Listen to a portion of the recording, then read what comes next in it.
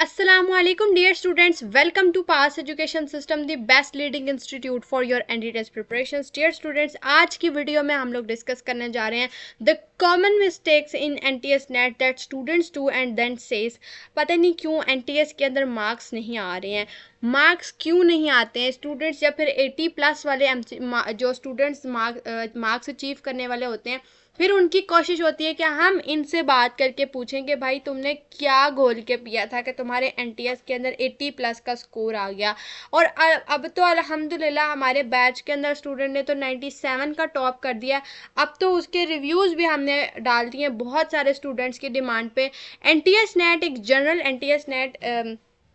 Test होता है, एक NTS net national testing service एक इंस्टीट्यूट है, गवर्नमेंट की तरफ से है, जिसका एक टेस्ट होता है जिसको नेशनल एप्टीट्यूड टेस्ट कहा जाता है, जो कि डिफरेंट यूनिवर्सिटीज़ एक्सेप्ट करती हैं। ये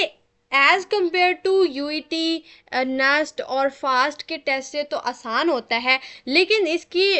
आसान या आप कह सकते हैं कि जो ईज़ लेवल है वो इतना भी ईजी नहीं है, लेकिन स्टूडेंट्स इसको ईजी ले लेते हैं, प्रैक्टिस करते हैं, उसकी स्ट्रेटजीज़ को फॉलो करते हैं, कॉन्सेप्ट्स को फॉलो करते हैं, लेकिन प्रैक्टिस के अंदर या कुछ ऐसे मिस्टेक्स कर जाते हैं जो उनको अल्टीमेटली एनटीएस के अंदर लो मार्क्स की तरफ लेके जाती है। तो आज की वीडियो में हम लोग वही मिस्टेक्स को डिस्कस करेंगे कि वो एनटीएस के अंदर ऐसी कौन सी मिस्टेक्स इसकी प्रिपरेशंस के अंदर या एनटीएस का टेस्ट देने के टाइम पे ऐसी कौन सी मिस्टेक्स करते हैं जो उनको उनके एनटीएस के अंदर मार्क्स कम लेने की तरफ लीड करती है। अब उसके अंदर आपके पास सबसे पहले एक चीज़ की ओवर कॉन्फिडेंस या ओवर थिंकिंग है कि आप लोगों ने सबसे पहले तो इस चीज़ को याद रखना है कि आपकी कंफर्टेबल प्रैक्टिस जो है आपकी कंप्लीट प्रिपरेशंस के इक्वल नहीं हो सकती। आपकी प्रैक्टिस मिक्स्ड होनी चाहिए, आपने टाइम्ड प्रैक्टिस की हो और अनफेमिलियर क्वेश्चंस को भी सॉल्व करने की कोशिश करनी है। अब यहाँ पे मोस्टली क्या होता है, स्टूडेंट्स जब एमसीक्यू सॉल्व कर रहे होते हैं वो उनको लगते हैं बहुत ईजी,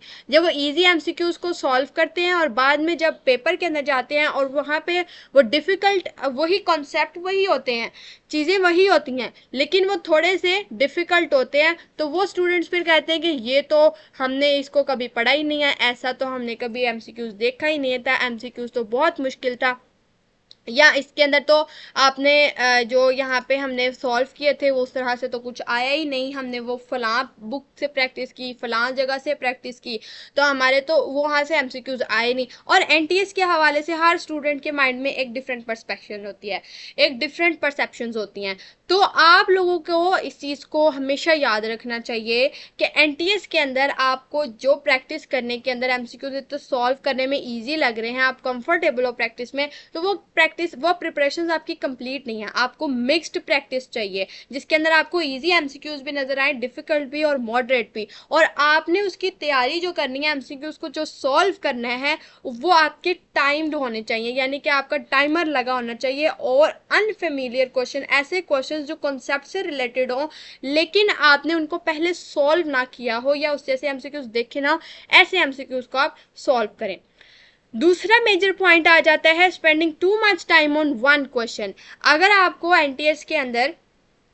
एक एमसीक्यू, जब आप अपना एनटीएस सॉल्व कर रहे हो, आप किसी एमसीक्यूज पे अटक गए हो, आप उस पर स्टक हो गए हो, आप उसको स्किप करो, मूव ऑन करो, और जब आपके बाकी एमसीक्यू सॉल्व हो जाए फिर आप उसकी तरफ आओ। एक ही एमसीक्यूज को लेके बैठ मत जाओ और उसी के ऊपर सारा टाइम स्पेंड करके एमसीक्यूज को स्किप करने के आप चांसेस बढ़ा देते हैं, क्योंकि आपका टाइम सारा उस एक क्वेश्चन के ऊपर स्पेंड हो जाता है और बाकी एमसीक्यूज आपके स्किप हो जाते हैं। Third is the thing, confusion. आपका आंसर गलत आया, आप एंजाइटी आएगी, ओवर थिंक करेंगे, मोर मिस्टेक्स करेंगे। अगर आपका आंसर गलत आ गया कोई बात नहीं, उसको थोड़ी देर के लिए छोड़ दें, रीसेट करें, रीफोकस करें, मूव ऑन करें। एक क्वेश्चन की वजह से पूरे पेपर के मार्क्स को डिसाइड मत करें। एक अगर गलत हो गया और आपको लग रहा है कि वो गलत है तो उसकी वजह से आप उसके बारे में परेशान ना, उसके बारे में ओवर थिंक करके उसको गलत करके काट के मजीद मिस्टेक्स की तरफ मत जाएं। एक क्वेश्चन की वजह से आपके पूरे 100 नंबर का एनटीएस डिसाइड नहीं हो जाएगा, बाकी एमसीक्यूज को सॉल्व करने की तरफ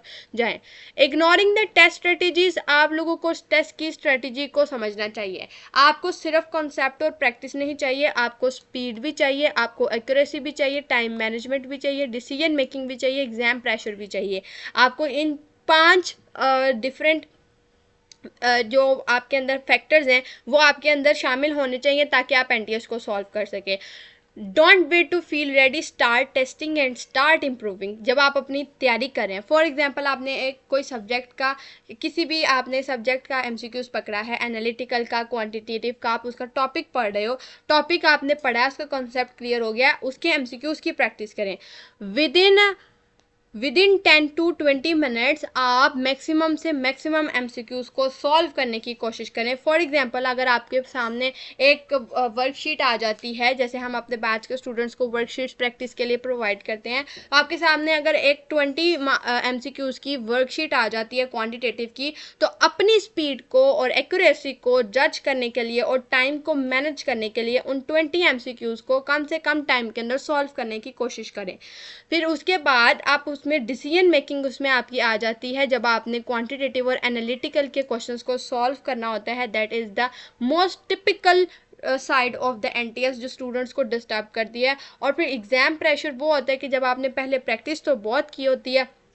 लेकिन जब आप रियल एग्जाम के अंदर जाते हो तो वहाँ पे जाके आप पैनिक हो जाते हो। इस चीज़ से अवॉइड करना है। तो इन तमाम चीज़ों से बचने के लिए और एनटीएस की प्रॉपर वे से अच्छे तरीके से प्रिपरेशंस करने के लिए आप पास एजुकेशन सिस्टम के सेशन 2027 बैच 1.0 का हिस्सा बन सकते हैं, जिसके अंदर सिर्फ हम आपको एनटीएस नहीं बल्कि पाकिस्तान की टॉप 15 प्लस यूनिवर्सिटीज़ के लिए भी प्रिपेयर करेंगे, providing you all the daily live lectures, updated recorded lectures, practice material, authentic and reviewed past paper booklet, full length mock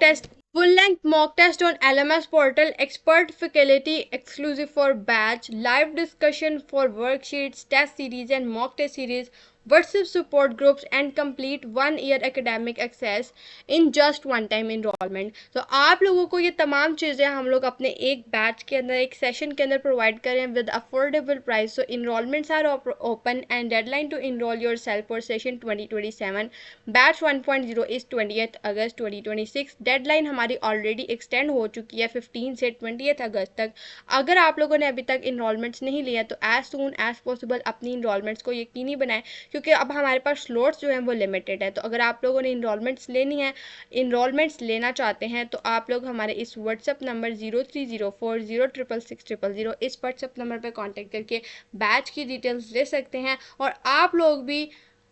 Suhail Razzaq की तरह